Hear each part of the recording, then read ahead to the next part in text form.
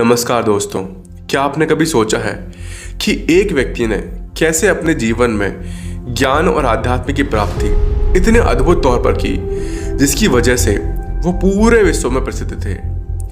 आज मैं आपको लेकर चलूंगा उनके जीवन के एक अनोखे सफर पर, जिनकी प्रतिभा ने उन्हें एक महान शिक्षक, दार्शनिक और देश का राष्ट्रपति बनाया।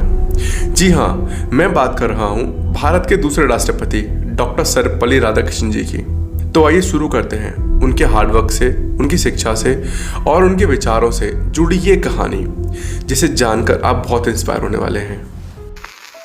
Long years ago, we made a tryst with destiny, and now the time comes when we shall redeem our pledge, not wholly or in full measure, but very substantially.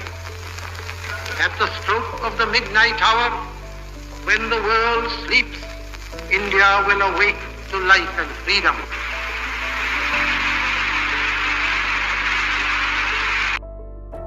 एक दर्शन शास्त्री यानी फिलोसफर और भारतीय संस्कृति के संवाहक, हिंदू विचारक तथा भारत के दूसरे राष्ट्रपति और पहले उपराष्ट्रपति डॉक्टर सर्वपल्ली राधाकृष्णन जी का जन्म 5 सितंबर 1888 को तिरुतनी नामक गांव में हुआ था, जो कि तमिलनाडु में है। उनका जन्म स्थान आज भी एक पवित्र तीर्थस्थल के रूप में विख्यात है। उनके पिता का नाम सर्वपल्ली वीरास्म्या है और माता का नाम सीताम्मा था। उनके पिता राजस्व विभाग में काम करते थे। राधाकृष्णन जी का बाल्यकाल तिरुतनी एवं तिरुपति जैसे धार्मिक स्थलों पर ही व्यतीत हुआ। इनके पिता पुराने विचारों के थे और उनमें धार्मिक भावनाएं भी थी। इसके बावजूद भी उन्होंने राधाकृष्ण को क्रिश्चियन स्कूल तिरुपति में 4 साल के लिए भेजा। फिर अगले 4 वर्ष 1900 से 1904 की उनकी शिक्षा वेल्लूर में हुई। इसके बाद एस राधाकृष्णन जी हायर एजुकेशन के लिए मद्रास चले गए। इन 12 वर्षों के अध्ययन काल में एस राधाकृष्णन जी ने बाइबल पर अच्छी पकड़ बना ली थी, जिसके लिए उन्हें विशिष्ट योग्यता का सम्मान प्रदान किया गया। इस उम्र में उन्होंने स्वामी विवेकानंद और अन्य महान विचारकों का अध्ययन किया। दर्शन शास्त्र यानी फिलॉसफी में एमए करने के बाद 1918 में वे मैसूर महाविद्यालय में दर्शन शास्त्र के एसोसिएट प्रोफेसर नियुक्त किए गए। बाद में उसी कॉलेज में वे प्रोफेसर भी रहे। डॉक्टर राधाकृष्णन जी ने अपने लेखों और भाषणों के माध्यम से विश्व को इंडियन फिलॉसफी से परिचित कराया। उस जमाने में सारे विश्व में उनके लेखों की बहुत प्रशंसा की गई। अगर हम इनकी मैरिड लाइफ के बारे में बात करें तो उस समय मद्रास के ब्राह्मण परिवारों में कम उम्र में ही शादी हुआ करती थी। इसलिए राधाकृष्ण की शादी भी 8 मई 1903 को 14 वर्ष की आयु में हुई। इनकी पत्नी का नाम शिवा कामू था। उस समय उनकी पत्नी की आयु मात्र 10 वर्ष की थी, अतः 3 वर्ष के बाद ही उनकी पत्नी ने उनके साथ रहना आरंभ किया।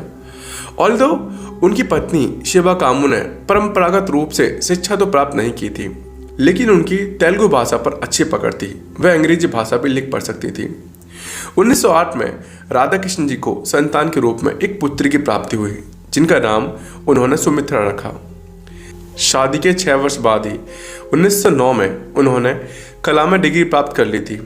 उच्च अध्ययन के दौरान वे अपनी निजी आमदनी के लिए बच्चों को ट्यूशन भी पढ़ाया करते थे। 1908 में उन्होंने एमए की उपाधि प्राप्त करने के लिए एक रिसर्च आर्टिकल भी लिखा। इस समय उनकी आयु मात्र 20 वर्ष की थी। राधाकृष्णन जी ने शीघ्र ही वेदों और उपनिषदों का भी गहन अध्ययन कर लिया था। कुछ लोग हिंदुत्ववादी विचारों को हेय दृष्टि यानी नीची नज़रों से देखते थे और उनकी आलोचना करते थे। उनकी आलोचना को डॉक्टर राधाकृष्णन जी ने चुनौती की तरह लिया और हिंदू शास्त्रों का गहरा अध्ययन करना आरंभ कर दिया। डॉक्टर राधाकृष्ण यह जानते थे कि वस्तुतः किस संस्कृति के विचारों में कॉन्शियसनेस है। लंबे अध्ययन के बाद इन्होंने यह निष्कर्ष निकाला कि भारतीय संस्कृति धर्म, ज्ञान और सत्य पर आधारित है, जो प्राणी को जीवन का सच्चा संदेश देती है। डॉक्टर राधाकृष्णन जी ने यह भली भांति जान लिया था कि जीवन बहुत ही छोटा है। इस कारण व्यक्ति को सुख दुख में समभाव से रहना चाहिए। वो कहते थे कि मृत्यु एक अटल सच्चाई है, जो अमीर गरीब सभी को आती है तथा किसी प्रकार का भेदभाव नहीं करती। सच्चा ज्ञान वही है जो आपके अंदर के अज्ञान को समाप्त कर सकता है। एक शांत मस्तिष्क बेहतर है तालियों की उन गड़गड़ाहटों से जो संसदों एवं दरबारों में सुनाई देती हैं। आज सभी माताएं अपने बच्चों में उच्च संस्कार देखना चाहती हैं।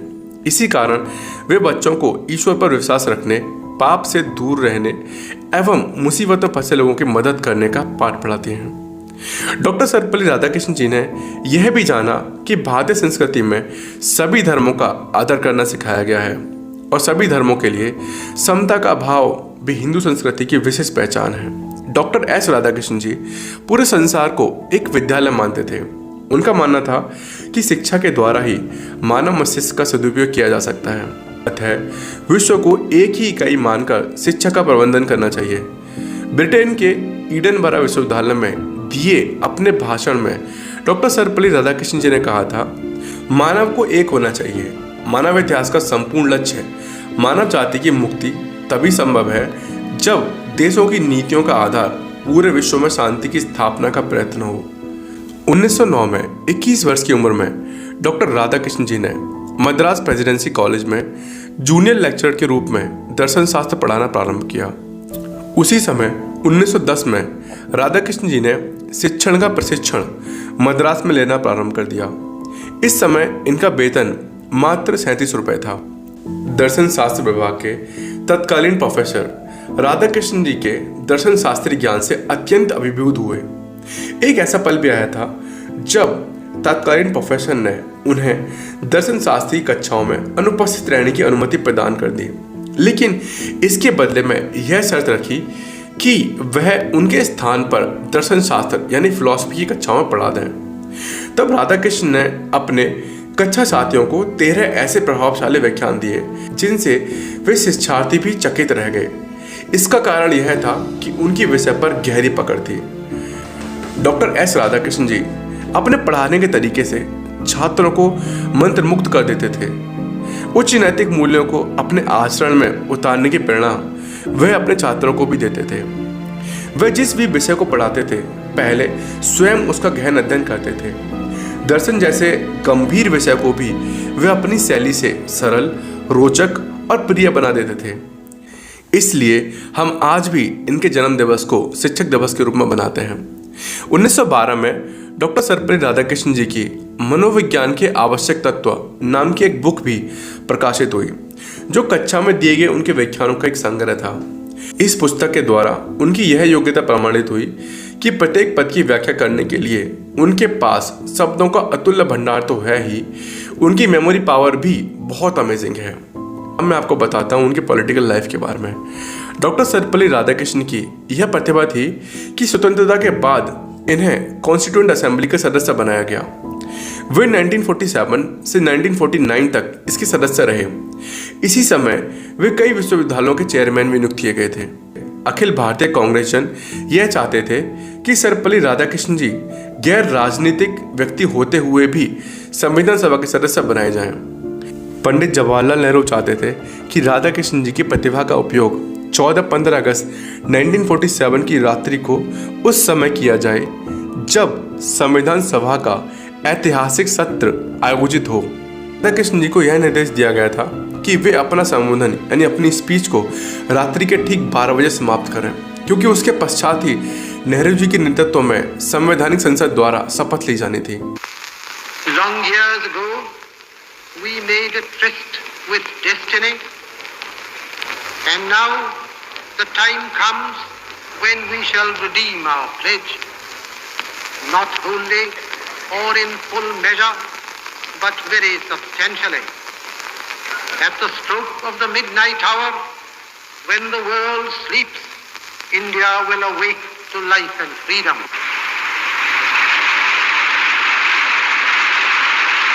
सर्वपल्ली राधाकृष्ण जी ने ऐसा ही किया और ठीक रात्रि 12 बजे अपने संबोधन को विराम दिया। पंडित नेहरू और राधाकृष्ण के अलावा किसी अन्य को इस बात की जानकारी नहीं थी। आज़ादी के बाद एस राधाकृष्ण जी से आग्रह किया गया कि वह मातृभूमि की सेवा के लिए विशिष्ट राजदूत के रूप में सोवियत संघ के साथ राजनयिक कार्यों की पूर्ति करें। इस प्रकार विजयलक्ष्मी पंडित का इन्हें उत्तराधिकारी चुना गया। पंडित नेहरू के इस चयन पर कई व्यक्तियों ने आश्चर्य व्यक्त किया कि एक दर्शन शास्त्री को राजनयिक सेवाओं के लिए कैसे चुन लिया गया। उन्हें यह संदेह था कि डॉक्टर राधाकृष्णन की योग्यताएं सौंपी की जिम्मेदारी के अनुकूल नहीं हैं, लेकिन बाद में सर्वपल्ली राधाकृष्णन ने यह साबित कर दिया कि मॉस्को में नियुक्त भारतीय राजनयिकों में वे सबसे बेहतर थे। जब राधाकृष्णन जी एक शिक्षक थे तब भी वे नियमों के दायरों में नहीं बंधे थे। कक्षा में यह 20 मिनट देरी से आते थे और 10 मिनट पूर्व भी चले जाते थे। इनका कहना था कि कक्षा में इन्हें जो व्याख्यान देना होता था वह 20 मिनट के पर्याप्त समय में समाप्त हो जाता था। इसके बाद भी यह विद्यार्थियों के प्रिय एवं आदरणीय शिक्षक बने रहे। Radhakrishnan presented the intellectual spiritual aura, and therefore their relationship was not that of antagonistic. जब डॉक्टर राधाकृष्णन जी यूरोप एवं अमेरिका प्रवास से पुनः भारत लौटे तो यहाँ के विभिन्न विश्वविद्यालयों ने उन्हें मानद उपाधियां प्रदान कर उनकी विद्वता का सम्मान किया। 1928 की शीत ऋतु में इनकी प्रथम मुलाकात पंडित जवाहरलाल नेहरू से उस समय हुई जब वह कांग्रेस पार्टी के वार्षिक अधिवेशन में सम्मिलित होने के लिए कलकत्ता आए हुए थे। सर्वपल्ली राधाकृष्णन जी भारतीय शैक्षिक सेवा के सदस्य होने के कारण किसी भी राजनीतिक सभाषण में हिस्सेदारी नहीं कर सकते थे, लेकिन उन्होंने इस बात की कोई परवाह नहीं की और भाषण दिया। 1929 में इन्हें व्याख्यान देने के लिए मैनचेस्टर विश्वविद्यालय द्वारा आमंत्रित किया गया। इन्होंने मैनचेस्टर एवं लंदन में कई व्याख्यान दिए। राधाकृष्णन जी के कुछ इंस्टीट्यूशनल सर्विस वर्क्स और एजुकेशन अचीवमेंट इस प्रकार हैं। सन 1931 से 36 तक आंध्र विश्वविद्यालय के वाइस चांसलर रहे। ऑक्सफोर्ड विश्वविद्यालय में 1936 से 1952 तक प्रोफेसर रहे। कलकत्ता विश्वविद्यालय के अंतर्गत आने वाले जॉर्ज पंचम कॉलेज के प्रोफेसर के रूप में 1937 से 1941 तक कार्य किया। सन 1939 से 48 तक काशी हिंदू विश्वविद्यालय के चांसलर रहे। 1953 से 1962 तक दिल्ली विश्वविद्यालय के चांसलर रहे। 1940 में यूनेस्को में भारतीय प्रतिनिधि के रूप में अपनी उपस्थिति दर्ज कराई। 1952 में सोवियत संघ से आने के बाद डॉक्टर राधाकृष्णन जी को उपराष्ट्रपति निर्वाचित किया गया। इसी समय संविधान के अंतर्गत उपराष्ट्रपति का ये पद सृजित किया गया था, यानी क्रिएट किया गया था। नेहरू जी ने इस पद हेतु राधाकृष्णन जी का चयन करके पुनः लोगों को चौंका दिया था। उन्हें आश्चर्य था कि इस पद के लिए कांग्रेस पार्टी के किसी राजनीतिज्ञ का चुनाव क्यों नहीं किया गया। उपराष्ट्रपति के रूप में राधाकृष्णन जी ने राज्यसभा में अध्यक्ष का पदभार भी संभाला। बाद में पंडित नेहरू जी का यह चयन भी सार्थक सिद्ध हुआ, क्योंकि उपराष्ट्रपति के रूप में एक गैर राजनीतिक व्यक्ति ने सभी राजनीतिज्ञों को प्रभावित किया था। संसद के सभी सदस्यों ने उन्हें उनके कार्य व्यवहार के लिए काफी सराहा। इनकी integrity, strength, sense of humour को लोग आज भी याद करते हैं। इसके पश्चात 1962 में उन्हें देश का दूसरा राष्ट्रपति चुना गया। जब वे राष्ट्रपति पद पर आसीन थे उस वक्त भारत का चीन और पाकिस्तान से युद्ध भी हुआ। डॉक्टर एस राधाकृष्णन जी ने 1962 से 1976 तक दूसरे राष्ट्रपति के रूप में कार्य किया। डॉक्टर एस राधाकृष्णन जी के जन्मदिन यानी 5 सितंबर को प्रतिवर्ष शिक्षक दिवस के रूप में आज पूरे भारत में मनाया जाता है। इस दिन पूरे देश में भारत सरकार द्वारा श्रेष्ठ शिक्षकों को पुरस्कार भी प्रदान किया जाता है। डॉक्टर एस राधाकृष्णन जी को 1931 में ब्रिटिश साम्राज्य द्वारा सर की उपाधि प्राप्त की गई थी। जब वे उपराष्ट्रपति बन गए तो स्वतंत्र भारत के पहले राष्ट्रपति डॉक्टर राजेंद्र प्रसाद जी ने 1954 में उन्हें उनकी महान दार्शनिक एवं शैक्षिक उपलब्धियों के लिए भारत रत्न प्रदान किया।